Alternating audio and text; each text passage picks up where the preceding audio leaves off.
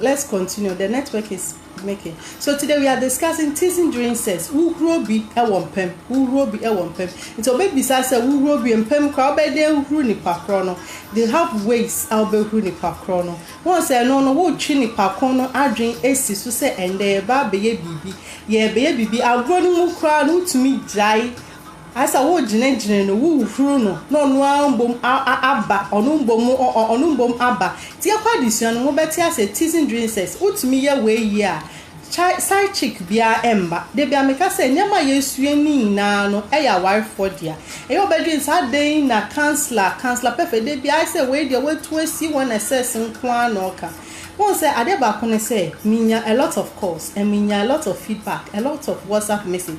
Na niama emane kanu enema be mane kanu nkanka emano minia mano insemo ye omo ka kire me no eya emeya se oba wa worry na we wu fie ndu anim we di 32 years 33 34 35 40 years na wo kunu ontimi okompemu a onya de ni yie wo so no wakoso bi ahye ehu se ni ade ne te one person obefa nachi na so jinjin na jinjin wa bompa ye wa ye ne obeye wa to ton rama ni na o se ni obeye ano ye wo keka so wa se dodo nti yesew yesua we ni na ye ni yesua wo di bi tu kotokom wo se wo de ni se ya na ekona emwa wa na me sew me ni abema me ni aba wa keka sie ni mu ye ndro no adosu me pese mebo dro bi adi sa ndro na gugu dwama so na nkofo toto na ndefo we mix no emwa me ka me kirew endu 5 years kra na wa ye mre e wo mpem nti anka be ya di ahahama di nkrumo bisi me di nkrumo me sisi mu be tro wa de ka kirewo wo sisi mu mbom na be ye mre na watimi atu ni yie APS atopa per second no ebekoye ntimesraw di nkruma ene wonza watermelon no wudi na wo wi na man ka ho endi no toto na we yamba na to atwende bi amano emema no eyema mo papa wudi ni na no na wo wi amane ka ho wo wi esu akube wo kube ende atadwi enya milk no kwa ho wudi kube atadwi milk aka wudi atadwa ka ho wa per date ade no a ese eyi zamna ma for ton no your friends nyame tofe kani na bo mu de ontime mblani a wo we sa me to go wo we sa bon say naturally no ho ayeden na so wo be kopa wa wai wo ye be ma we di 32 years wo di sie ni ma na wai de bia emwa oba na twetwe saa wa mo BJ saa na so koya ejaculation na we je mu yo okeka so a ehunu ho abufuo ni ho ehina ompesa wo ji tumu enti no na de bia sa okokotoa so na mesrew don't be angry edro bi ye edro na ni sa obedidi ye fruits and vegetables eat it well ye dem say mbema prostrate no so no like your prostrate we checking in now so na tomatoes ehun hia pa fresh tomatoes so tin tomatoes ni de enye nti fresh tomatoes no di ni bebre oya salad na otwetwa so mawa na wudi na mawa hoden ye mpese ye nkunu be we gya yen ye pese m ye benyini ache we want to grow all together na ya ko pension na ye nenam na nkula na nyini akọ school na mo worry na ye di omachi akwaje aware no na ye to wo ready wo yeah discussion we fie ebeye pant Mr. hit the share button na wutie unkwantie mfa what you are doing share Mr. Mo last 2 weeks mo share ma me pa ye kwani mu but last week no yentimi ankwani mu sir because one share Mr. So please click on the button and share. Today we are talking about teasing during sex. Teasing your partner during sex. You know, teasing heightens the pleasure during what? Sex. So what are some of the ways you have to tease? Teasing is say you don't go all out. Oba be come no na wa twea san. Nipa ku ni nim se na eduro yi die. Wow, before so be call abruwati anim no. Why yes no na aduane se wo be call abruwati anim na wa twe ne ho. Now say Amapa. Alice, what are you doing? Oh, and no na teasing no.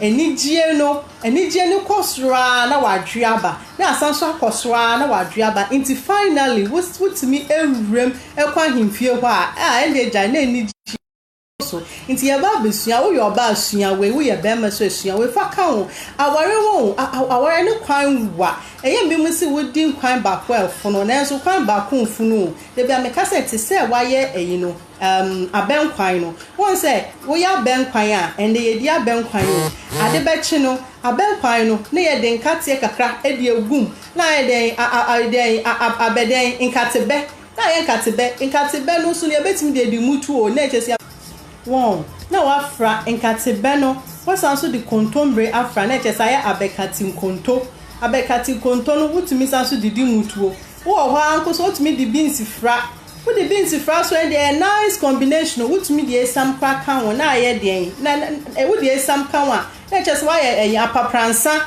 sana warete nti echesa wo dane no wo yire no dane no ukunu dane no esa emfono na nso wan dane no na de ba ko pe wo ya enu na okohu obi foforo pe na wani di echi obebe wo ha wo ware na enya de obetimi afa na echi da because ni oye ono obi anya obi da odo fu plane odo too far no saso di above from today bia you are up you are high ye ba besua so first of all ade echesa wo ye in teasing no once any pan medin kan ka say erade boy yen no or the sam enyama bi aguemu a happy hormones me doctor won inti sa na ye ka no inti ye ba be kika enyama bi a wo ye a edit teasing no ede beba inti first of all no pan wa sorry hwe so ba wa sorry na wa kwa dware inti wo kwa dware no ukunu dampem a o hwew emema mo hwa dio bo na wa se da ese ne a o hwew no miemia ni phone so obuwa pa wa no hwew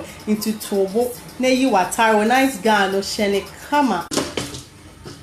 Sorry, I'm trying to get a better location so that we'll be able to have our conversation. Yes, I think this one is better. Say wo ba be jare.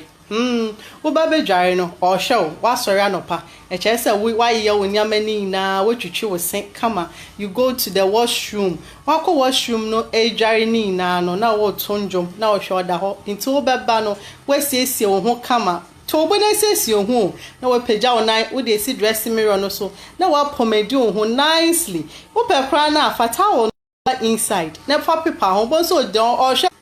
Wow. Now who pomade you home na no show. It's all showing now would dress it. Wow, o pomade you home to me say I won't be bestra mechi mami.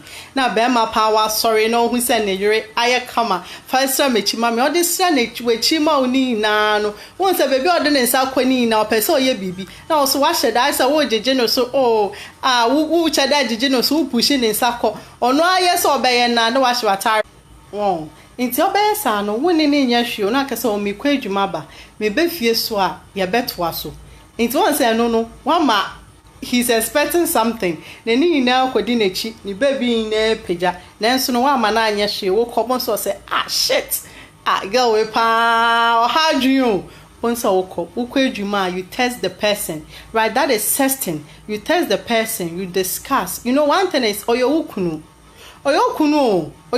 inti anene nka whatever you want inti ne course with them na mwenwie no you carry it on your phone you talk about it how he felt like you talk about it I don't want to go deep into that so you talk about it ask about it on the phone you discuss about it into what shenanigans to say mo ba be ye bibi mo do fie so you start it you don't just jump straight you see men are hunters yes men are hunters they like the chase so let him chase you one thing is so wo worry bema now you don't allow him to continue chasing you men can't say play hard to get no that is where teasing what comes to play you will give it to him but tease him before if you don't tease him you just allow. Yes, our network is today we are having a little problem with our network, so make it snappy and end it. So we are going to have a part 2 next week. So if you are watching me, please do share. James Mensa, JH Mensa, he says that's my girl and that's my boy. I miss you. Call me. I've misplaced your number. Please, JH, call me. So that is what teasing him so mo kwadwuma ni na wo testing wo twi na adwen ACBB so it wo be fie na no se duane enye de bia na yenu aduane o sometimes just something quick eat and continue. Once I say enkwala no eba before say ubekwa kofa na free school abakwa, you can rush home and do something. Get time for yourself. Don't use your children as an excuse and become bored in sex with your husband. And yes, I know never man akọ extra no.